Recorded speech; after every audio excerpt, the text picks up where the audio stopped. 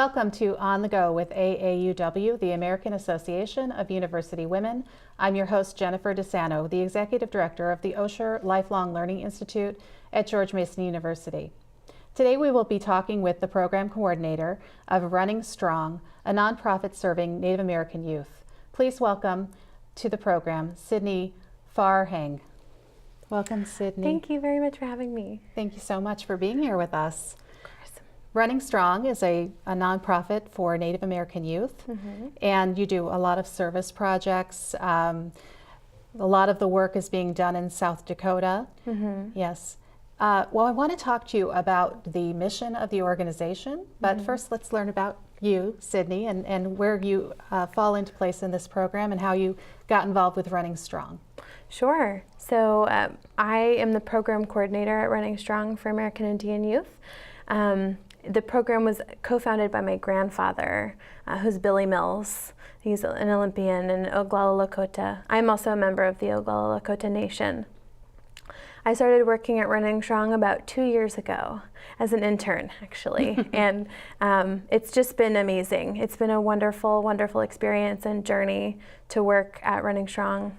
And Running Strong was founded by your grandfather and another fellow? Right, yeah, it was co-founded by Eugene Kresek. He was at the time the founder and the CEO of Christian Relief Services, and so they met in 1986 and joined forces and started this program underneath the umbrella of CRS. And your grandfather is a Native American. He won the 10,000 meter race in the Olympics in the 60s? Yes, the Olympic gold. Wow. To this day, he's the only American who's ever won that medal. Wow. Yeah. That's amazing. And as part of the culture, Native American culture, is when you win or when you achieve something of greatness, you want to give back to your community. Can you explain some of that? And Sure. That was his motivation for starting Running Strong?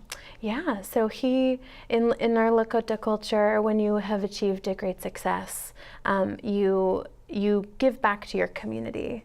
And so that was his motivation for starting Running Strong. And that's a huge reason why we started on Pine Ridge. The Pine Ridge Indian Reservation is where our family is from. And that's in South Dakota. Can you explain the reservations in South Dakota and the structure of the tribes that live in, as much as you can explain? Sure. So, we work on the Pine Ridge Indian Reservation and the Cheyenne River Reservation. There are several more, and there are about 7 bands of Lakota people that live in the region, not necessarily South Dakota. Each tribe in South Dakota has its own land and its own tribal government that governs the people. Oh, that's wonderful. Yeah. And the Running Strong supports 2 reservations, the Cheyenne and the Pine Ridge. Right. Through our direct services. We work with programs on other reservations in South Dakota as well. And nationwide for Native people? Yeah, nationwide. Okay. Yes. Yeah. So there is a program that you guys have devised which you implement through Running Strong, and your mission is to help people with food, water, and other resources. Can you explain what the first project was that your grandfather was involved in? Sure. Water was the very first thing, as Billy and the team, Jean, went to Pine Ridge and actually asked, what do you need? And that's a huge part of Running Strong, is working with communities to see what they want and what they need, instead of just going in and telling and giving what we think they need. So the first thing he said was water, and that was how we started over 30 years ago, was drilling water wells on the reservation to provide clean running water. Over 30 years ago, and now you've got a whole assortment of service, 30 years of service to the Native peoples in South Dakota and other places. So water, food, and shelter.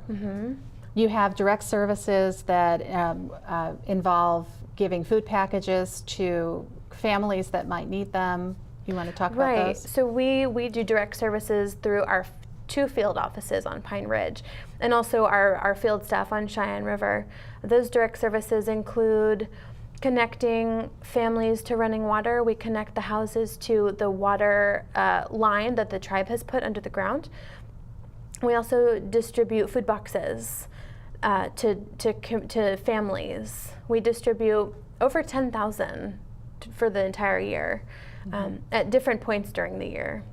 And the food also takes the form of sustainment, like gardening, you know, growing your own food. Right. I know a lot of communities, there are these food deserts where you have, you might have some remote grocery stores but not well stocked, and having appropriate nutrition is something that you're championing. Absolutely.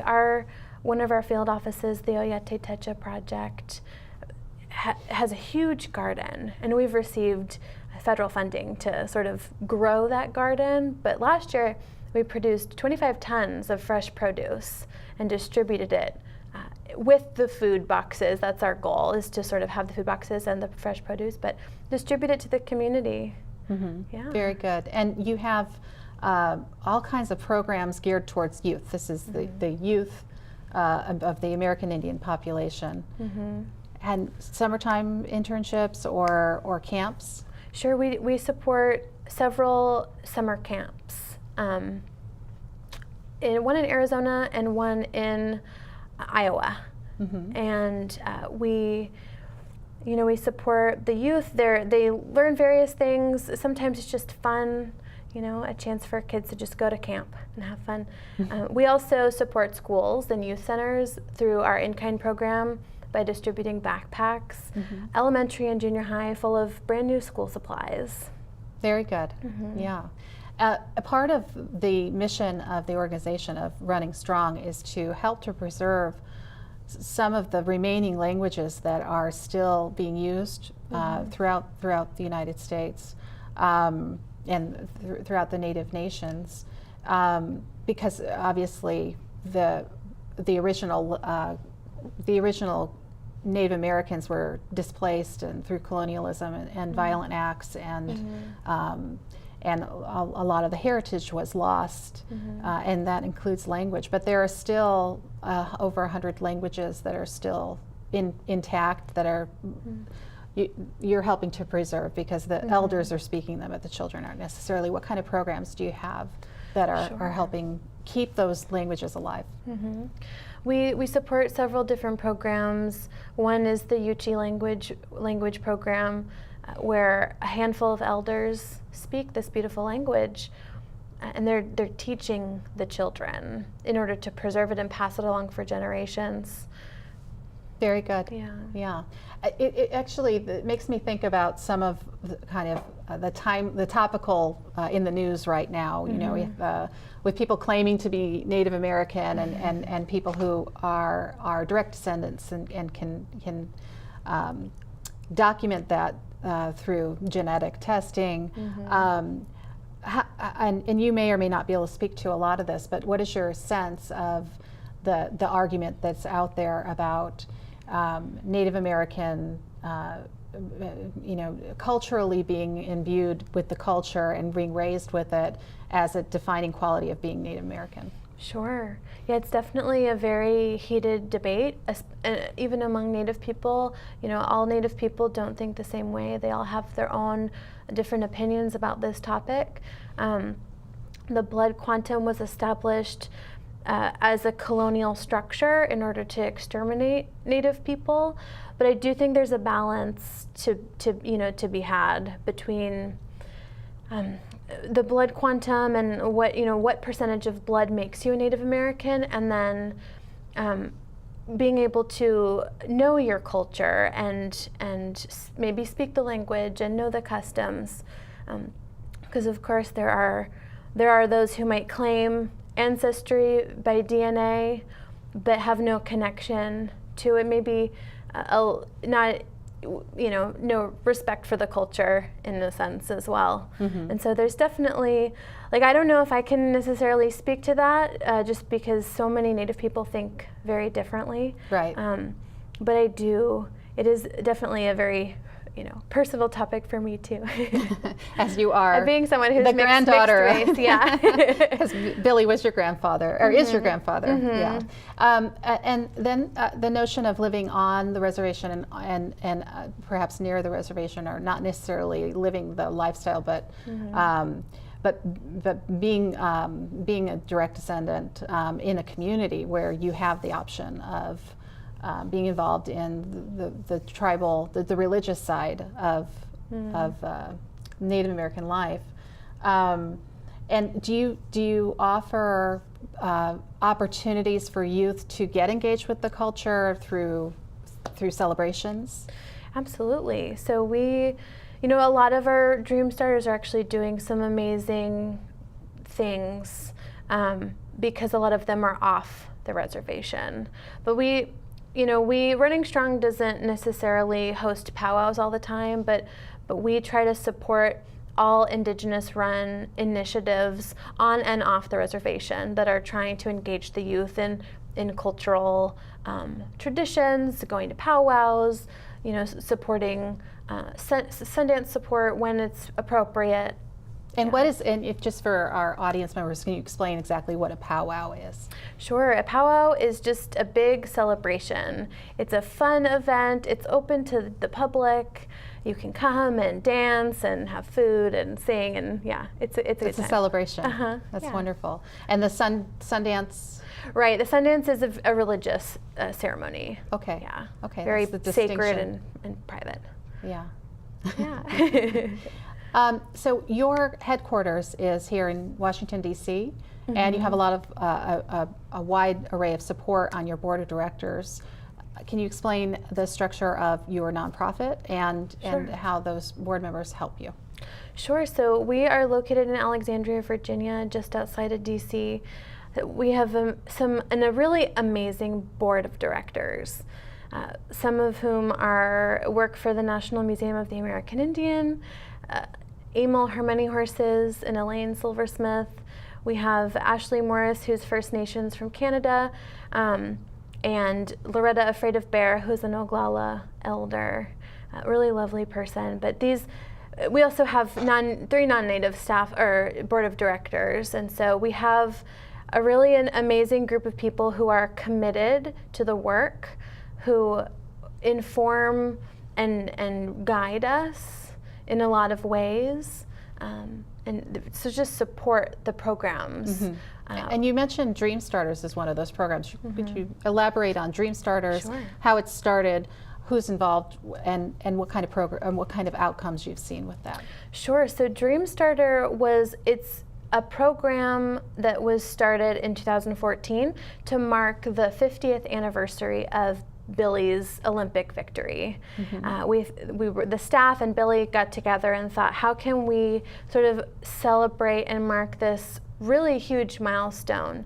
And so the Dream Start program was born, and so for a period of 5 years, we select 10 Native American youth who apply. They apply for the program in partnership with a mentor organization.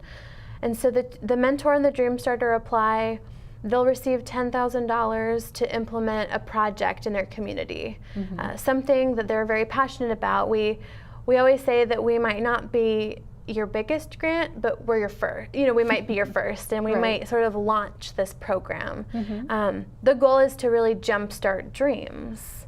And so we've had, we're now in our 5th class of amazing Dream Starters.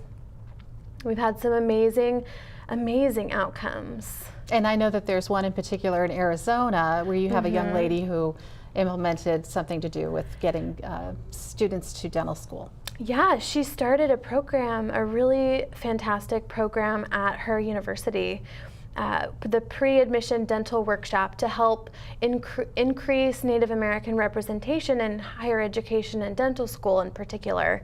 And that was, in 2015 is when that started, and even she moved away, the university decided that this needs to be a permanent part of the school. And so it has continued. That's a great success every year since. The seed that you planted, a little bit of funding helped an idea that has grown and now is sustainable through. Exactly. A lot of these projects we're realizing they're becoming so important in their communities that they're now self-sustaining. Mm-hmm. Yeah. Mm-hmm. And you have an event every year where you go to South Dakota on a tour of the two reservations, Pine Ridge and Cheyenne. If we were to go on that tour together, what would we see? It's over 4 days. Yeah.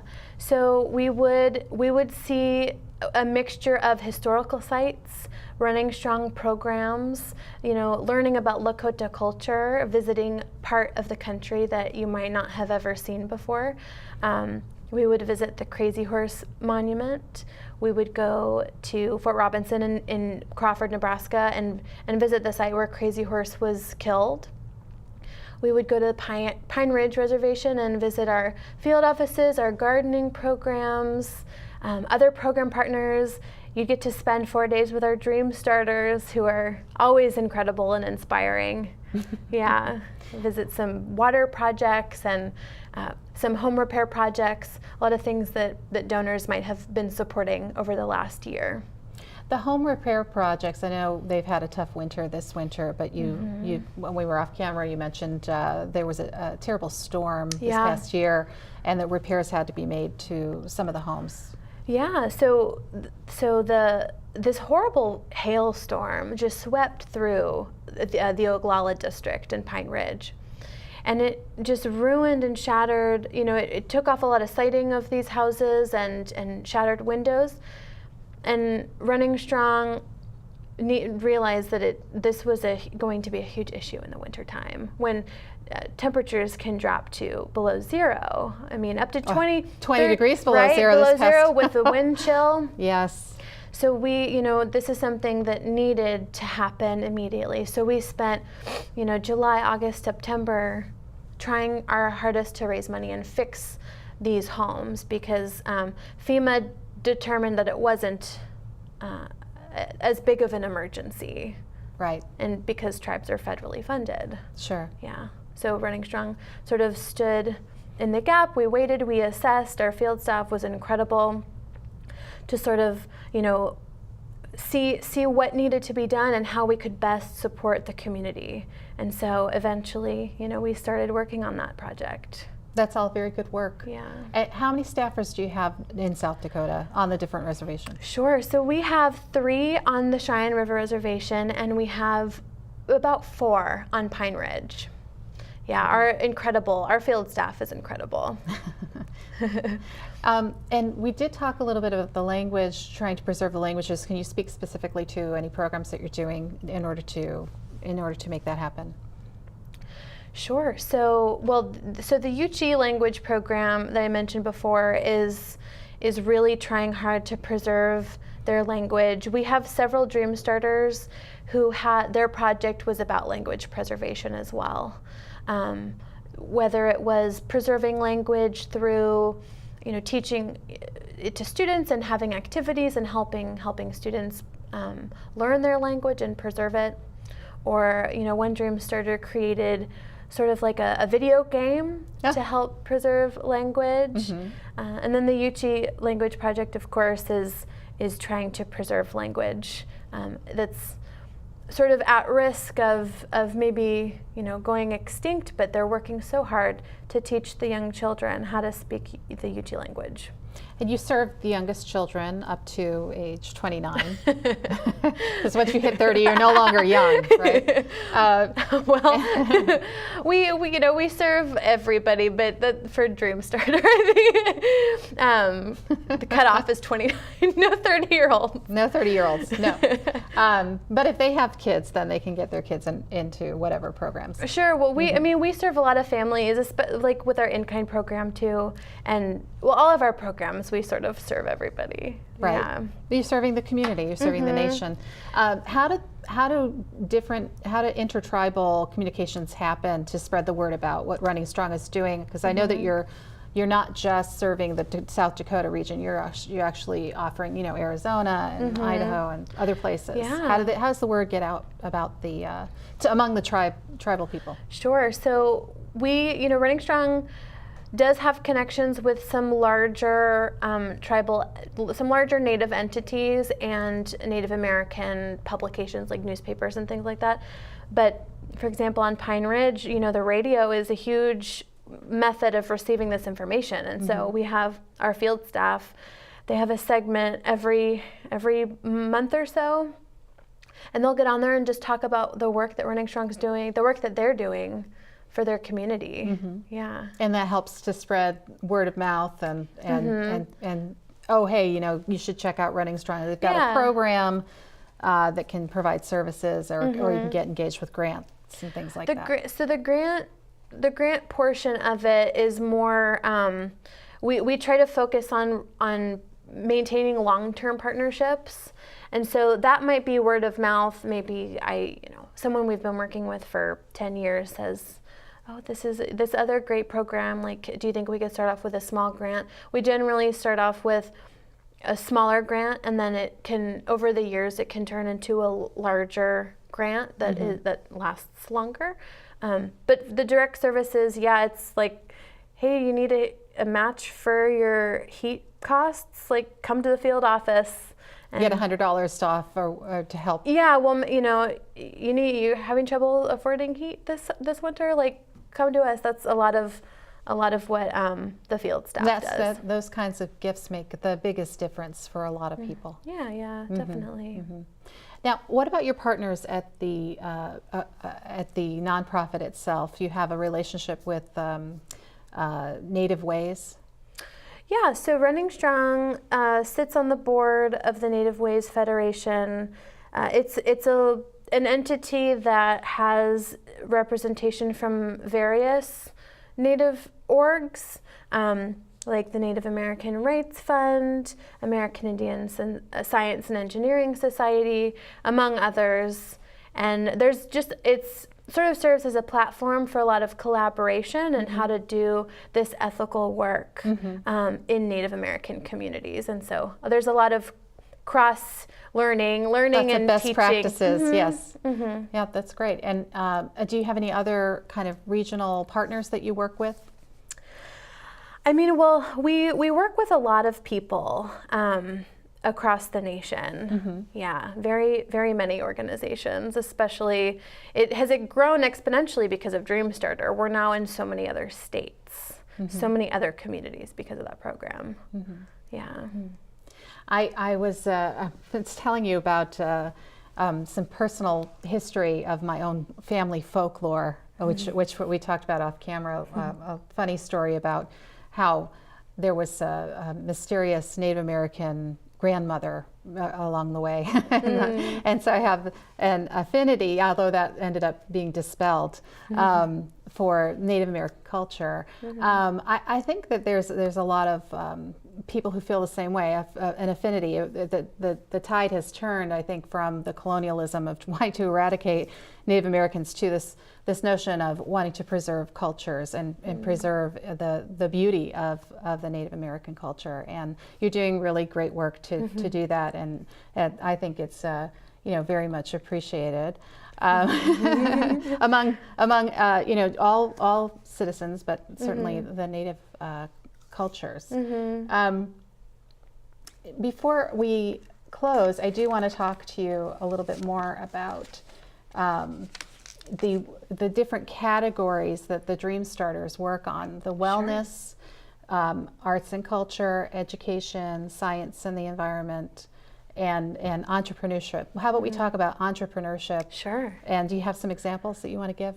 Sure. So this is our newest class. Their grant year hasn't actually started yet. We go through the process of selection, and now we're sort of gearing them up for our Dreamstarter Academy, which is when we bring them all out to the DC area and for a 4-day training, like we do some spokesperson training, some media training, some sort of how to tell your story, preparation for possible interviews that they might have, as well as giving them as many resources as we can from Running Strong. Like, we want to support them throughout the entire grant year. So we're just gearing up for that. We're so excited. Some amazing projects. We have One young man, he lives in Portsmouth, Virginia. He's from the Osage Nation, and he is going to use his grant to start a socially conscious coffee roasting company that's Native owned and Native operated. And so, that's very entrepreneurial. Yeah, right? Yeah. Some just incredible. We have another young man from Lawrence, Kansas, who he already established his business at 25, and he works with tribal communities to implement cultural events such as powwows in order to boost cultural tourism and use that as a way to increase economic and social impacts. So they already have their businesses up and running. they're amazing young people. And you guys are championing that, and that's wonderful. So if people wanted to get to learn more about it, they go to your website. What is the website? www.indianyouth.org is our website, /Dreamstarter if you'd like to know more about the Dreamstarter program. And anything else on there? There's lots of information on the website. There's an about section and some of the history and talking about your grandfather and his achievements. Yeah. And what a great legacy he's left, and you're carrying it on, and it's all kind of in line with the culture of Native Americans carrying on the good work. And thank you so much for being with us today on AAUW, Sydney. Thank you. Thank you for watching On the Go with AAUW.